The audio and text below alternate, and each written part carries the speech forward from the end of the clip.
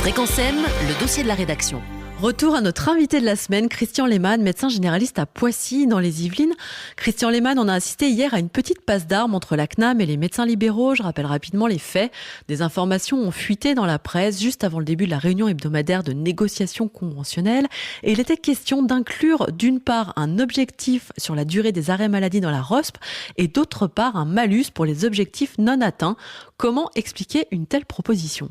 C'est un signe de ce qu'on pouvait penser depuis longtemps, c'est que Nicolas Revel travaille en fait pour l'UFML, parce qu'il n'y a pas de meilleur moyen de chauffer les opposants aux négociations que de lancer ce type de scud. Je veux dire par là à la fois sur les arrêts de travail et à la fois sur le malus à la ROSP. Alors quand on a un gouvernement qui est aux abois, une ministre qui est totalement décrédibilisée, une désertification médicale des patients qui se rendent compte que le tarif de la consultation correspond plus à la réalité économique parce qu'ils voient les médecins le leur dire et qu'eux-mêmes ont bien conscience que depuis 5 ans ou 6 ans, rien n'a changé. Qu'on est face à une probable alternance politique en peu de temps, balancer ce genre de choses, c'est totalement irresponsable ou alors c'est vraiment pour faire capoter les négociations.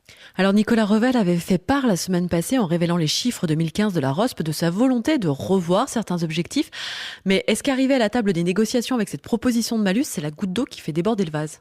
C'est la cerise sur le gâteau. Je rappelle ce que j'ai peut-être déjà dit, c'est que certains des items du ROSP sont foireux médicalement. Je prendrai par exemple mon cas. Je prescris en générique et en dénomination commune internationale depuis des années. Donc si je regarde la ROSP, il y a des indicateurs sur lesquels j'ai 100%, 98%, 95%, etc. Et il y a des indicateurs sur lesquels je suis, selon Nicolas Revel et ses évaluateurs, une nullité totale parce que je suis vraiment, je suis à 10%, à 2%, à 3%, à 5%, simplement parce que j'agis en fonction des données actuelles de la science, qui peuvent d'ailleurs évoluer dans un sens ou dans un autre, et que je vais pas, pour aller gratter 150 €, faire mal pour mes patients pour avoir une boîte de croquettes de la part de Nicolas Revel. Donc, alors que les médecins, beaucoup d'entre eux n'ont plus confiance dans les forfaits, la ROSP, etc. et tout, imaginez même qu'on pourrait mettre une ROSP négative, c'est se foutre grandement de la figure des gens, et en particulier, c'est compliquer encore plus une négociation,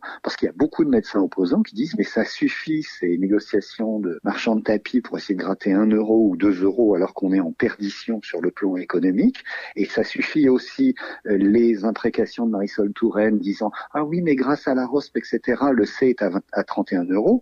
Les opposants disent mettez-le à 31 € déjà pour débuter et ensuite on commencera à discuter. Alors Marisol Touraine était justement au micro de nos confrères de France Inter hier matin. Elle a été interpellée sur l'autre proposition de la CNAM, l'incitation à réduire la durée des arrêts maladie.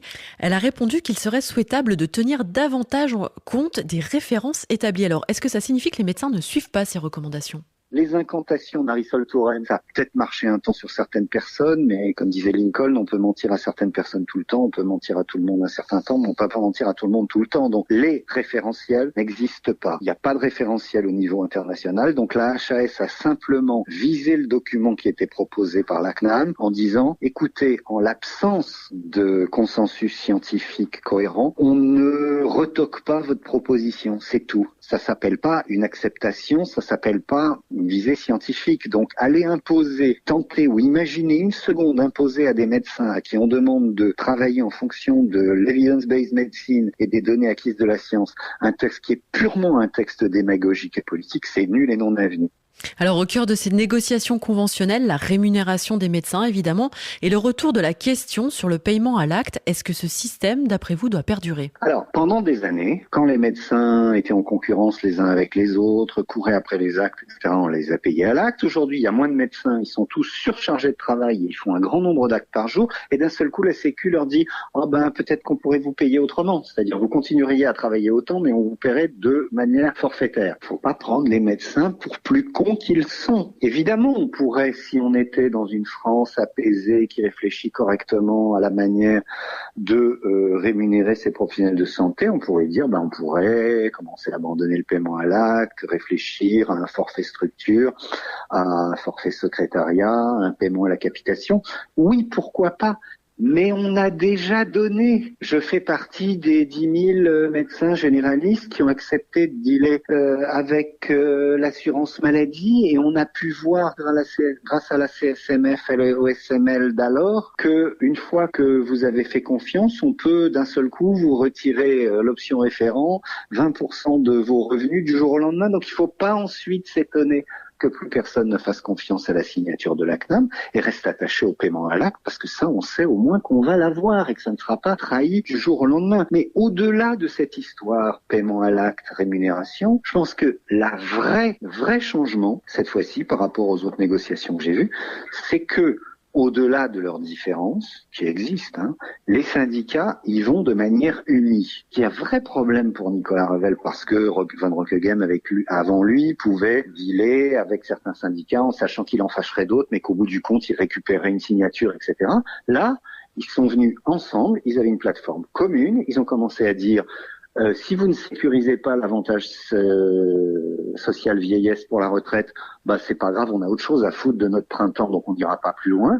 Donc Revel a été obligé de changer l'agenda, d'abord de sécuriser ça, et pour le reste, il reste uni. Donc on est dans une situation très très particulière, où à la différence des autres conventions, ce gouvernement qui est totalement à la rue, et cette ministre qui est quand même universellement pas forcément très très très appréciée, se retrouve face à un corps médical qui est uni et qui peut, pour une fois, décider de ne pas signer. Je serais quand même très, très, très étonné que s'il n'y a pas de convention, le règlement arbitral dure très longtemps, parce que l'équipe présidentielle, gouvernementale qui viendra, je serais très très très très très très très étonné d'y voir François Hollande ou Marisol Touraine. Alors on a pu constater hier que les médecins et les syndicats ont réagi très rapidement aux annonces de la CNAM. Est-ce que cette réactivité est un marqueur d'une réelle exaspération de la part des praticiens ? Il y a un niveau d'exaspération, et puis il faut aussi voir que la manière dont c'est médiatisé. Je remets pas en cause les médias, mais lorsque ce genre d'information filtre directement de la CNAM à l'AFP en même temps qu'elle est donnée aux négociateurs, les journalistes s'en saisissent immédiatement. Il y a de la copie à faire, ce qui est absolument compréhensible, et les patients apprennent dans le journal ou le lisent comme ça. Maintenant, mon médecin sera payé plus cher s'il fait un arrêt de travail plus court. Pour le médecin qui n'a aucune intention de suivre ce genre de trucs calamiteux, etc., c'est une double claque. D'abord parce que ça signifie que la CNAM le prend pour un larbin, et ensuite parce que ça fragilise le lien qu'il a avec son patient, qui peut légitimement se dire mais finalement le médecin il a quel intérêt? C'est son intérêt financier, celui de la caisse, ou c'est mon intérêt personnel?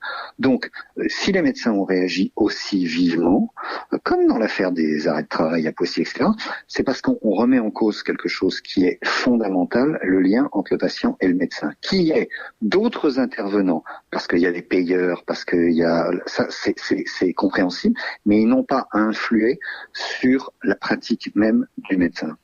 Alors on va justement parler de ces pratiques pour terminer et de leurs évolutions. Alors pour ceux qui ne le savent pas, vous êtes un des médecins très actifs sur Twitter. Vous comptabilisez plus de 72 000 tweets. Est-ce que les réseaux sociaux ont eu un vrai impact dans la vie des praticiens ?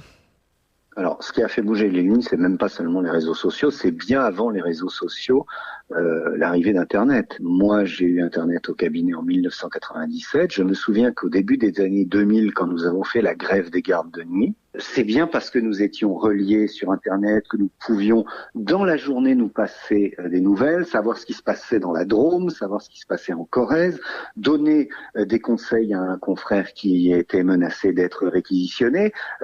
Je veux dire, voilà, c'est comme la résistance, c'est super important. Alors ça a eu un temps. Et puis ensuite il y a eu les réseaux sociaux. Facebook, qui, il faut être clair, n'a pas donné grand-chose parce que c'est pas fait pour ça. Alors Twitter est vachement plus, à mon sens, Twitter est beaucoup plus intéressant. Et vous n'êtes pas gêné par le côté très court justement des tweets ? Au début, j'aurais pensé, moi qui suis écrivain et qui écrit des romans assez longs, qu'en 146... on peut pas dire grand-chose, mais en fait, si on s'applique en 140 caractères, on peut dire beaucoup de choses. D'autre part, on peut tout à fait discuter, et on se retrouve sur Twitter à discuter, j'ai envie de dire d'égal à égal, avec un journaliste de France Inter, avec Jacques Lucas, le vice-président de l'Ordre, avec un autre collègue, avec des associations de patients. Il y a donc, au-delà des prises de bec qu'il peut y avoir, comme dans toute agora, des complicités qui se créent, des amitiés, on passe des informations, on peut réviser éventuellement son son jugement ou se rend compte qu'il y a une erreur qui a été faite. Il y a c'est une agora. Twitter, c'est presque nuit debout pour ceux qui travaillent dans la journée, quoi. Il y a une possibilité d'être d'échanger des données. Parfois, c'est médical, sur de nouvelles techniques, un nouvel appareil, un truc. C'est des petits faits vrais, c'est des petites choses. C'est des collègues qui font ce qu'on appelle le doc-toc-toc et qui font une photographie d'une lésion dermatologique qui leur semble bizarre et qui la balance. Et donc, j'ai presque envie de dire que dans les minutes qui suivent, ils ont quelques collègues qui donnent des pistes, peut-être un collègue ou une consoeur dermatologue qui dit « moi je l'enverrai chez le dermato pour faire ci ou ça, mais j'aurais… » Voilà, c'est de l'entraide. Merci Christian Lehmann. Voilà, c'est la fin de ce journal. On se retrouve lundi pour une nouvelle édition.